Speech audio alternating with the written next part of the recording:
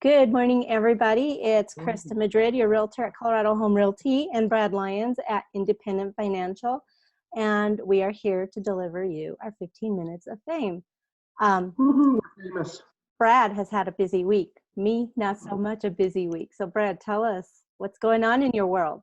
You had a busy week planting seeds and cultivating and working in your garden. And I mean, that's all part of my mental garden. Getting ready to harvest, right? Yeah. Right. So definitely lots of business to be done this week. I had several sets of closing disclosures go out for closings coming on next week. I got some stuff that's up for clear to close with end of month rolling around. So get those sent out next week, and I got a closing today. So it's been definitely a busy week. There's business to be done, and there's things happening, and there's ways to make it happen out there in the market. So just keep your head up, everybody. Very exciting. I'm going to need you to possibly fund some buyers that I may be needing, because I have a couple listings coming up as well. I still have the listings that have been on the market for a little while, some custom homes, brand new home, Beautiful. things like that. But I have a condo coming on the market next week. We're going to run just right under 160. It's 1 bedroom, 1 bath. Wow. And you have to see this. It's going to be beautiful. These people aren't just fix and flip. They are, anybody would be happy to call this place home. I would want to be quarantined there. Nice. It's beautiful. The other thing is on the 30th, I have a two-story listing coming available in Brighton, no HOA, 3 bedrooms, 1.5 bath, with a man shed in the back. I'll tell you more about that as it comes alive. Not a she shed, a man shed. A man shed, yes, it's pretty cool. And then toward the end of May, we have another condo coming on the market, and that one's near and dear to me because I sold it to my friend Andre a few years back, and Andre's been one of my oldest friends since I've been in the Denver area. But this was my first home, and Andre has done some very amazing improvements, and I can't wait to put this back on the market.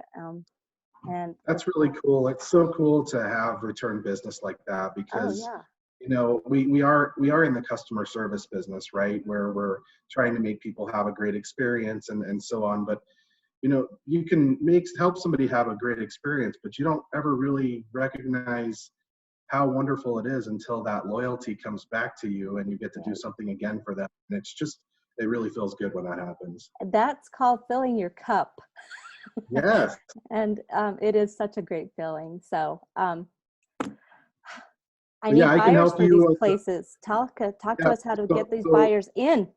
So what I want to just talk about a little bit about being a buyer is just being a responsible buyer. And ultimately what I mean by saying that is just make sure that you've worked with your lender, hopefully me, to cross the T's and dot the I's before you're ever actually even out there making an offer. Let's get your application done. Let's review your documents, your income, your assets, answer the question behind the question, so that there's no question when you are able to be aggressive in your offers. And I think that, you know, in a team situation with myself and Christa, we can go to any potential seller and really, you know, swing for the fences for you and present a good case as to why you should be the one going under contract with the seller and helping you get to the closing table on time. So when, and what I mean by being responsible is, this is the list of stuff that's needed. Don't try to come up with reasons as to why you can't produce that stuff. Let's just figure out how to get it done so that there's no, you know, we're checking off those bullet points and we're answering those questions so they don't become a question. Well, we're scrubbing you for underwriting. Basically, we don't want to have you under contract and 2 weeks before closing, or maybe even as little as 1 week before closing, find out that we can't close because you didn't turn something in or because you skirted around something. We are asking these things of you because we need these from you. This is in your best interest, not because we're trying to be difficult. And in this time, it's even more important to be diligent and timely with these items. Yeah. yeah, sometimes you have to sweat a little bit on those documents and getting that stuff together and finding the right box that you have it stashed in or whatever. But ultimately, the idea is we're trying to avoid any sort of heartbreak situation. Amen. So, folks, I want to offer something to you, and I offer this to everybody, not just in quarantine time, but if you are digging for these documents and you have a file that you're toting around in the trunk of your car or that's in storage somewhere, get this stuff together. Have me come pick it up from you so I can scan it in electronically for you. If your car gets stolen or that storage area gets flooded or caught on fire, you have nothing and you got to start all over. Let's back that up to electronic format. I don't need it. You need it. Am I going to have a copy of it? Heck no. I'm going to email that right to you. I'll pick it up. I'll scan it for you and I'll have those documents back to you. If not the same day, the very next day, free of charge. Come on, take advantage of this. Yeah, that's a really nice thing to have. And I mean, honestly, that's the smoothest way for me to take someone through a process is when they can digitally send over everything that I need from them. And it's just right at their fingertips. So I think between the two of us, we can definitely help coach some folks on how to do that and, you know, securely transfer documents back and forth. So everybody's protected and everything like that. But that's where we're at right now is, you know, we're having less face-to-face meetings because of the virus that we're experiencing right now. So having that digital availability just makes all the difference in getting to closing on time. It's vital. And I'm not just talking about the documents to purchase your home or to sell your home. I'm also talking about your vital statistics. Do you have copies, digital copies of your driver's license, of your social security card, of your birth certificate? I don't need to see this stuff. I don't care what this stuff is. I am not smart enough to be a hacker and to tap into your financials. That's not me. I help you build wealth. I don't steal your wealth. So let's get everything that's vital to you backed up electronically. Absolutely. And let's just make it not be a question. So that's what I mean by being a responsible buyer is just having your ducks in a row and the T's crossed and the I's dotted so that we can remove any sort of question. And, you know, we'll be able to push forward without any sort of wondering if we're going to get approval from an underwriter or something like that. We can remove all those questions. So the other thing that I wanted to mention is just that with the market uncertainty and some of the questions about, you know, people being out of work and the looming doom and gloom part that's out there is, you know, there's still ways to work through it, but some of the things that you're going to want to know about is that credit guidelines do tighten up when things like this happen. And there are some investors out there now for mortgage loans that have set 700 as the new minimum FICO score. That's not all of them, but it's definitely the beginning of you're starting to see those things creep in that were not there before. So just having a tight financial ship may take some time to get people into position. So don't wait until you're like, I'm ready to do this. Plan for, I'm ready to do this at this point. And if that means, you know, hey, I got a 689 FICO score right now, you know, there's still going to probably be a solution for that, but it may be a little bit more expensive solution because there's less investors there. But let's work on it now so that, you know, we can try to find 11 points for you between now and when you're trying to close your loan. Right. Well, I want to touch a little bit on renting because, you know, with people being laid off, they're thinking about selling their homes and going the rental route and possibly waiting until life turns out a little bit better before they think about reinvesting into their home. Folks, renting is a great idea if you're in a situation that requires renting. If you're in a position to buy, I would highly recommend purchasing. I have people asking me all the time if I can help assist with rentals. I will do my best, but in doing my best, that's finding you a property manager who can who A, has availability and who can service your needs in the area that you're looking to be serviced in.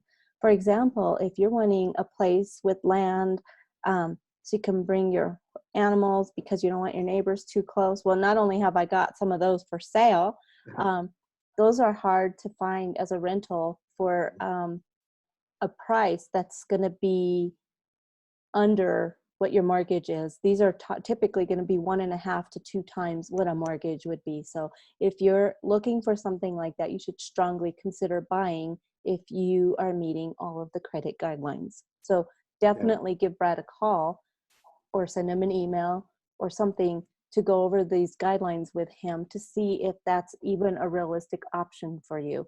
If it turns out to not be a realistic option because the credit's pulled when it comes to renting, the background history is pulled, and so is your employment history. It's almost just as tedious as purchasing.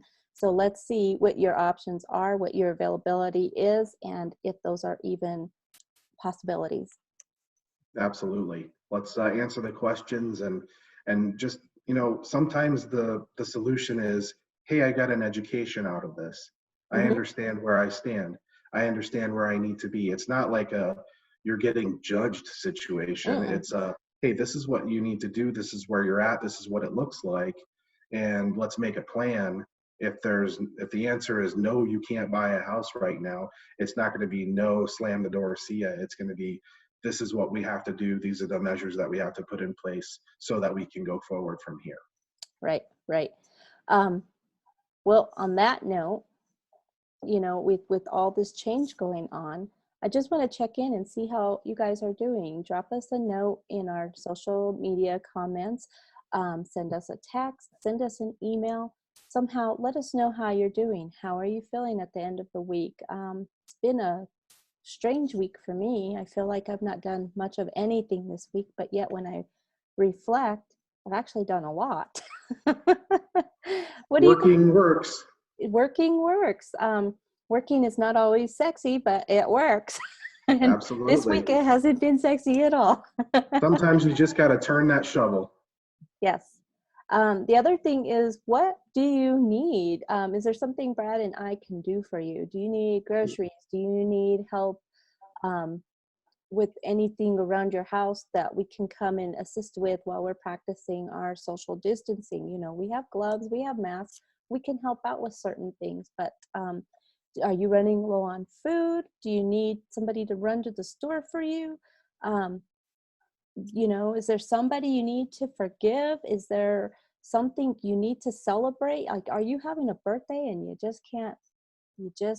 We'll celebrate with you. An anniversary, perhaps. What is going on and how can we help? We're not just here to sell you a house or to sell you a mortgage. We're really here to help you. How can we do this for you? Brad, how are you doing this week?